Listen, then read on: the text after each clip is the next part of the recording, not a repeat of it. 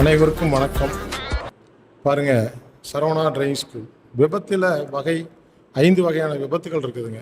ஒன்று நேருக்கு நேர் மோதல். எதனால் நேருக்கு நேர் மோதல் நடக்குது? சைடு கொடுக்கறதில்ல, விட்டு கொடுக்கும் மனப்பான்மை இல்லாதனால அவங்க சைடு எடுக்க முடியாத எதுக்கால வர்ற வண்டியில் அடிச்சிடுறாங்க. இரண்டாவது பின்புறமாக மோதல். 10 மீட்ரு இடைவெளி விட்டு போகணும். நெருக்கமாக போனோம்னா முன்னாடி போகிற வண்டி நிறுத்தினா பின்னாடி அடிக்கத்தான் செய்வார். மூணாவது பக்கவாட்டு மோதல். சந்து ரோட்லேருந்து வரவங்க சாலை சந்திப்புகளில் பார்த்து வரணும். நெல் கவனிசல் விதியை கடைப்பிடிக்கணும். அதை கடைப்பிடிக்காமல் வந்த வேகத்தில் வந்தோம்னா மெயின் ரோட்டில் வர வண்டி அடிக்கத்தான் செய்யும். மூணாவது உராய்வினால் ஏற்படும் விபத்து. அது 2 பேர் ஒட்டுக்கா போட்டி போட்டு போகிறதுனால உராய்வினால் ஏற்படும் விபத்து. சைடு மிரர் பார்த்துட்டு எடுக்கணும். அதை சைடு மிரர் பார்க்காத எடுத்தீங்கன்னா சைடில் வர்ற வண்டி உரசத்தான் செய்யும். தனி வாகன விபத்து. உடல்நலம் மனநலம் சரியாக இருக்க வேணும். போதை தரும் பொருட்களை அருந்தக்கூடாது. செல்ஃபோன் பேசிட்டு போகக்கூடாது. அதில் தான் தனி வாகன விபத்து.